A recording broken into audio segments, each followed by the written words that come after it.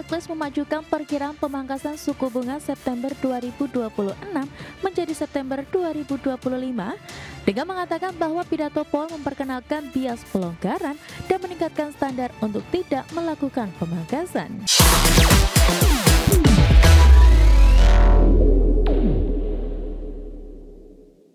Perusahaan pialang besar termasuk Barclays, BNP Paribas, dan Deutsche Bank memperkirakan The Fed akan memangkas suku bunga sebesar 25 basis point pada bulan September 2025. Perkiraan ini menyusul perubahan nada Chairman The Fed Jerome Powell dalam pidato di Jackson Hole terkait dengan meningkatnya risiko di pasar tenaga kerja Amerika Serikat. Perusahaan pialang besar termasuk Barclays, BNP Paribas, dan Deutsche Bank memperkirakan The Fed akan memangkas suku bunga sebesar 25 basis poin pada bulan September 2025. Perkiraan ini menyusul perubahan nada Ketua The Fed Jerome Powell dalam pidato di Jackson Hole terkait meningkatnya risiko di pasar tenaga kerja Amerika Serikat. Pernyataan Powell menekankan perubahan dalam fungsi reaksi The Fed dengan bobot yang lebih besar kini diberikan pada risiko pasar tenaga kerja. Setelah pidato Powell, Barclays memajukan perkiraan pemangkasan suku bunga September 2026 menjadi September 2025 dengan mengatakan bahwa pidato Powell memperkenalkan bias pelonggaran dan meningkatkan standar untuk tidak melakukan pemangkasan. Sementara itu, Macquarie dan Deutsche Bank merevisi ekspektasi pemangkasan suku bunga masing-masing pada bulan September dan Desember menjadi pemangkasan sebesar 25 basis poin dalam 2 bulan tersebut. Di sisi lain, Morgan Stanley dan Bank of America belum memperkirakan pemangkasan suku bunga pada bulan September. Langkah tersebut kemungkinan besar akan diambil jika data ketenagakerjaan dan inflasi yang masuk mengonfirmasi pelunakan lebih lanjut.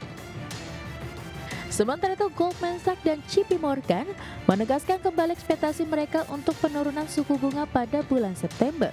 Sejalan dengan pandangan pasar yang lebih luas bahwa data yang melemah mungkin memerlukan pelonggaran kebijakan. Berbagai sumber, IDX Channel. Untuk berbincang pagi hari ini kita sudah tersambung di line Zoom bersama Mas Leonardo Lijuwardi, Equity Research Analyst NH Korindo Sekuritas Indonesia. Selamat pagi Mas Leon. Ya, selamat pagi Mas. Baik, terima kasih sudah bergabung sama kami di Market Buzz. Semoga kita sehat selalu Mas Leon. Kalau kita bicara mengenai pergerakan IHSG di awal pekan lalu di hari Senin yang menguat, apa yang kemudian Anda bisa highlight dari penguatan IHSG di penutupan perdagangan di sesi kedua kemarin?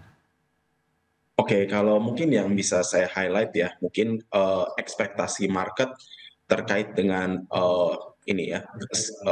Jadi kan kalau kita tahu minggu kemarin itu Jerome Powell itu di simposium Jackson Hole kemarin itu mengindikasikan nada yang lebih dovish ya, dan oleh karena itu mungkin kalau kita lihat secara ininya, dan kalau kita bisa lihat yang menarik lagi adalah kemungkinan mungkin adanya berlangsungnya rate cut yang mungkin lebih besar, dan oleh karena itu biasanya berimplikasi positif terhadap capital market. Seperti itu sih sederhananya.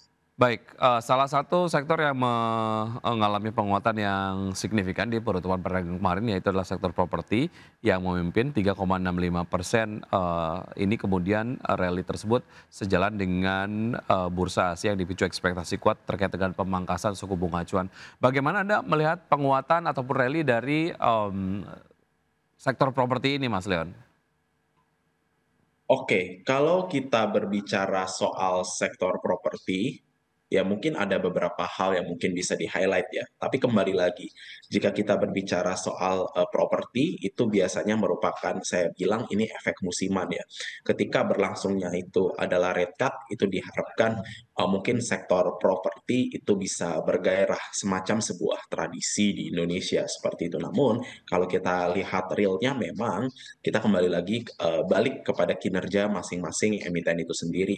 Ya, memang kalau kita tahu yang menjadi concern saat itu adalah memang pelemahan purchasing power dan lain sebagainya, dan oleh karena itu memang sektor properti ini mungkin valuasinya nampak murah ya, seperti itu, banyak yang nampak murah. Namun kita juga melihat kalau kenaikan indeks properti kemarin sebesar 3% kemarin itu mungkin dipicu oleh beberapa ini ya, saham properti yang memang real float ininya, market cap-nya cukup besar dan memiliki float yang juga signifikan sih. Kalau saya rasa lihat kemarin seperti itu ya, seperti mungkin PANI PANI, kemudian ada emiten Lippo Karawaci, seperti itu Mas Wiki. Baik, artinya penguatan sektor properti, memanfaatkan momentum penurunan dari suku bunga acuan di, Bank Indonesia sendiri, kemudian juga, terkait dengan valuasi dari saham-saham berbasis properti yang valuasinya besar, yang dinilai cukup murah begitu, itu yang kemudian mendongkrak pergerakan dari sektor properti. Artinya kalau Anda melihat ini adalah sebagai sebuah tren yang sementara saja, atau seperti apa, Mas Leon? Karena kalau kita lihat dari suku bunga kredit yang disampaikan oleh perbankan,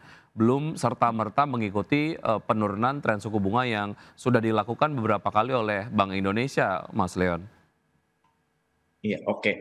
Biasanya saya setuju sekali ya, karena kalau kita lihat memang, market itu, biasanya terkadang bisa leading, terkadang bisa lagging. Namun dalam posisi ini, jika kita, melihat sektor properti, itu kalau saya rasa dari, ini kita harus kembali berfokus terhadap, ini ya, tipe-tipe propertinya seperti apa, apakah itu misalnya recurring base ataupun misalnya itu, ini yang basisnya itu, penjualan ini ya, penjualan rumah dan lain sebagainya, kita harus lihat juga model bisnisnya. Kembali ke situ dulu dan kita juga harus berfokus terhadap ini ya, katalis dari, setiap sahamnya. Karena memang properti ini kan banyak tipe ya, ada yang recurring, kemudian kayak, industrial estate, residential estate, ada yang recurring juga, kemudian yang mungkin, ini ya, tipenya itu, jualan rumah, jualan apartemen dan lain sebagainya. Begitu Mas Wiki, saya melihat. Baik, ada PANI dan juga, saham-saham dari Lippo ya, yang kemudian mengalami penguatan di perdagangan kemarin. Kalau kita lihat untuk, investor yang belum masuk,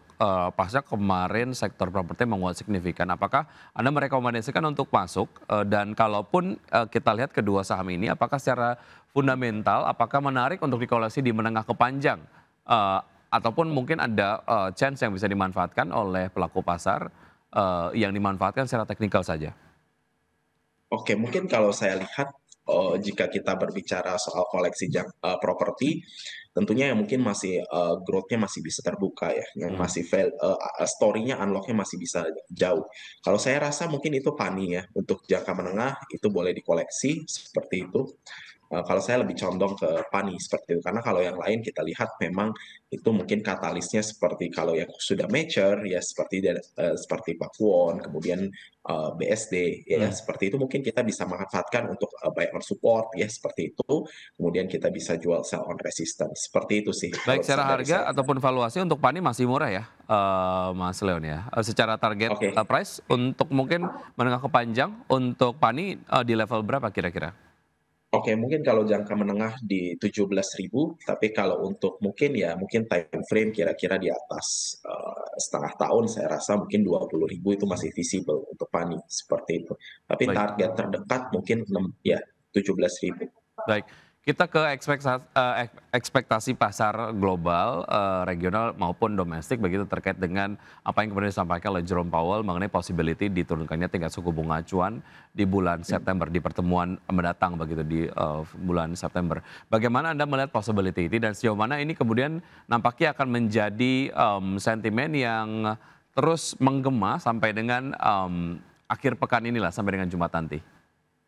Oke, saya rasa ini marketnya di luar kalau kita berbicara soal global ya, saya rasa ini mungkin, sudah mulai masuk ke tahap euforia ya, di Mmm. mana karena memang sudah sebenarnya market itu sudah lama ekspektasikan untuk rate cut kalau dari pandangan saya pribadi. Kita bisa lihat bahwa memang ada pelemahan dan kontraksi di US itu sendiri dan kalau kita lihat juga, Donald Trump itu sendiri kan memang dia untuk sangat ini ya, sangat mengintimidasi sekali untuk Jerome Powell, "Ayo lakukan rate cut, ayo lakukan rate cut," ya. Dan kalau kita lihat memang begitu pula juga sebenarnya di Indonesia ya. Jadi memang kalau kita lihat real world dengan capital marketnya memang sedikit berbeda. Di mana kalau kita lihat S&P 500 itu tetap cetak all time high terus-menerus dan saya rasa memang ini mulai fasenya masuk euforia. Nah, yang perlu diketahui memang yang jadi concern adalah kalau mungkin kita coba sedikit lihat tren-tren ya, saya suka misalnya kayak baca ya si kondisi market di sana mungkin kalau sudah mulai masuk phase yang saya bisa bilang, "Oh ya ini beda dengan dotcom bubble gini-gini," karena kan sekarang memang lebih proven, bisnisnya. Nah, itu kita juga mulai tetap walaupun ekspektasinya market itu oke akan rate cut dan lain sebagainya, tetap perlu dikontrol lagi ya. Dengan mungkin misalnya kayak, seperti, sederhana aja, analisa momentum teknikal dan lain sebagainya, itu kita juga perlu, cek dan recheck lagi seperti itu. Karena memang Baik. kalau kita lihat, September peluang rate cut itu, besar sekali ya, seperti itu. Baik, peluang capital inflow terkait dengan, pelemahan dari, ataupun penurunan dari suku bunga acuan ini, seperti apa Mas Leon? Ataupun mungkin, Anda, dari analisis Anda tentu saja, apakah kemudian ada sentimen lain yang membuat pasar Indonesia ataupun pasar domestik nampak menarik di, mata investor asing?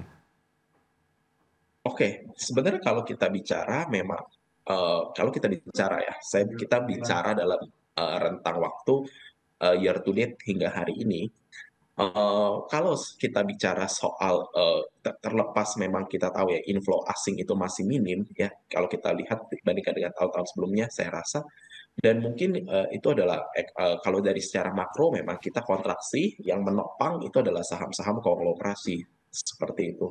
Namun kita perlu catat bahwa terlepas memang, saat ini kalau kita berbicara soal capital inflow dengan masuk inflow dengan valuasi yang bank yang sebenarnya kalau kita lihat ini kan sudah mulai ini ya, saya rasa sudah mulai harganya secara price action itu sebenarnya sudah mulai atraktif ya untuk perbankan, baik itu BRI, BCA, Mandiri, dan itu mungkin bisa memitigasi ya ketika memang saham-saham konglomerasinya ada sell off. Nah, ini capital inflow kan mungkin akan lebih cenderung memilih saham-saham yang ini ya lebih solid fundamentalnya dan lain sebagainya dan sudah umum ditransaksikan oleh investor asing. Saya rasa mungkin dengan masuknya capital inflow pasti itu menyasar pertama kali adalah perbankan dan otomatis itu merupakan katalis yang cukup positif untuk pergerakan IHSG itu sendiri. Baik, Begitu, baik. Mas. Semakin menarik kita akan lanjutkan usaha jeda berikut ini tentu saja dan membahas saham-saham pilihan dari Anda, Mas Leon dan pemirsa tetap bersama kami akan segera kembali.